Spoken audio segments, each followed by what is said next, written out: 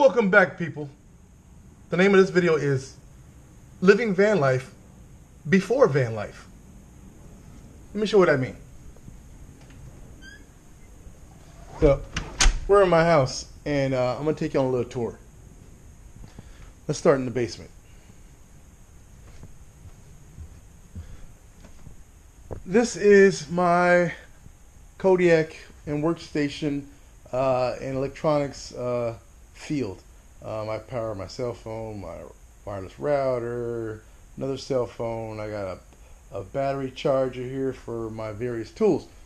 And since this is the basement or sub basement, it's way cooler in here. And here's the bed in the basement that I use during the summertime because it's so hot upstairs. The reason why it's so hot upstairs is because I don't run the AC anymore. Here's the dryer and wash machine. As you can see, the wash machine is disconnected. It no longer works. But I have a solution for that, which I'll show you later. Here is the hot water heater, which I have it on the lowest setting, as you can see. So that way my showers are a cool 74, 73 degrees.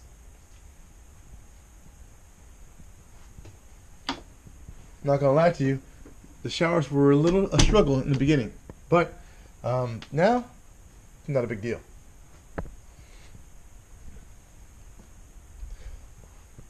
So let's venture upstairs.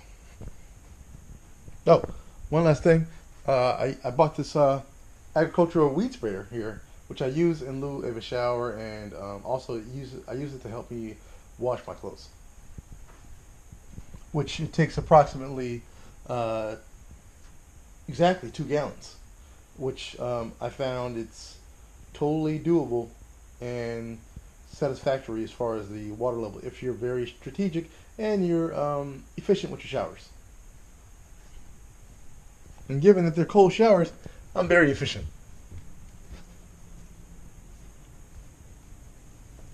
It's really nice in the summertime to use that cold or cool water because it's just hot in here. Here's the thermometer set in the house for 60 for the heat to come on at 60 degrees Fahrenheit and at 99 for the AC. I would have gone 100, but the this box doesn't go any higher than 99 degrees, which I've had it up to 90 degrees so far. And I stay cool up here with the help of this fan, which is a 120 volt fan, which I connect to the Kodiak solar power generator. Also, I got rid of all my external lamps, so I use these solar power lights and USB chargeable lights, as you see here, in various forms. And since I don't use water to simulate, not having running water in the van, I use this solution, bottled water and vinegar on the right hand side here to wash dishes. However, it does take a lot more napkins, paper towels, and these antibacterial wet wipes. But it's totally doable. And I've disabled somewhat the refrigerator, and I just use the freezer for making ice. I switched over to this cooler solution for all my various refrigerated needs. I got meat, condiments, jelly, milk, soda, anything I need that I used to use in the refrigerator, I use in this cooler. Yeah, I'm a single person, so this cooler suits my needs. And the reason why I use the freezer is because it's cheaper than buying ice, but obviously I will be buying ice when I'm in the van. No big deal. I priced it all out. It's not a huge deal. All right.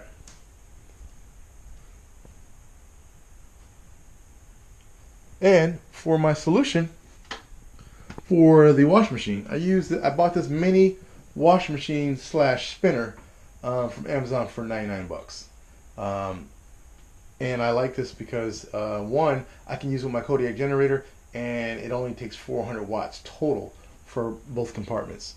almost 50% for each one if you run them separately. But you can run them separately, or you can run them together, and it works perfectly with my generator.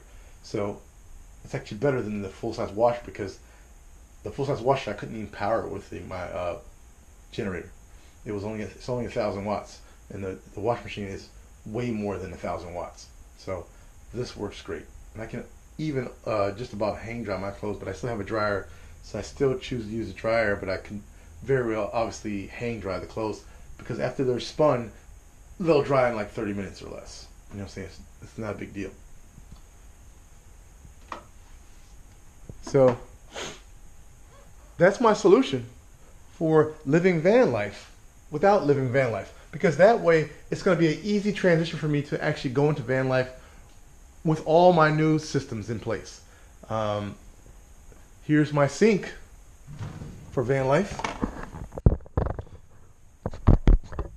It's just a foldable bowl like that. Now I got a wash basin, I got a sink, whatever else I want to use it for. And I have used this already many times now with my new solution. So just a collapsible bowl, $10.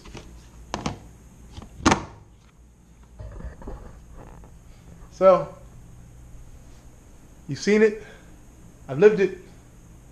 There's been some trials and tribulations with it, but all it is a matter of getting used to something different. And that was hard for me, because I'm a very organized person.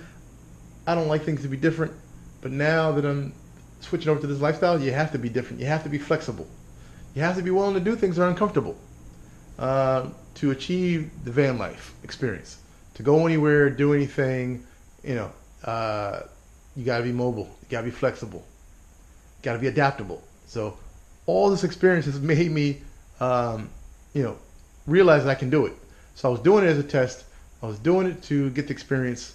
I didn't want to have a huge transition just going into the van from my house, fully functional AC and heater, modern convenience, too many modern conveniences where I would be struggling, and it would be more of a challenge. And this way, there is going to be no challenge.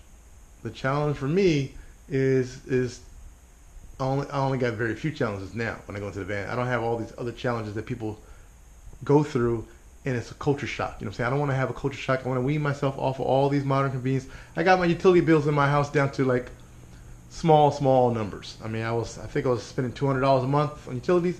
Now I'm down to like $40 a month. So I've lowered all my utilities for the house way down. I've learned to do some things differently, but I've always cooked on the stove with gas, and I'm doing the same thing in the van with propane. So no difference there. It's going to be a smaller stove. Obviously, it's going to be a camp stove, but the microwave is going to be the hardest thing to get rid of, because I like the microwave for heating up things quickly. Now I have to go to a pot and pan situation to heat up things.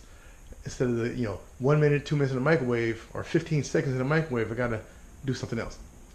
It's a transition. It's a luxury.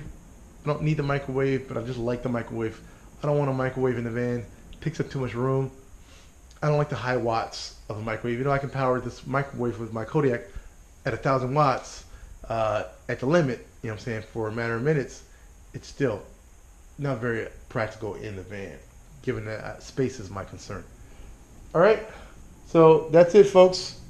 I don't know anybody else who's done this before, or definitely hadn't videotaped it before, so I thought I would do that just to share what it's like to transition to van life before van life.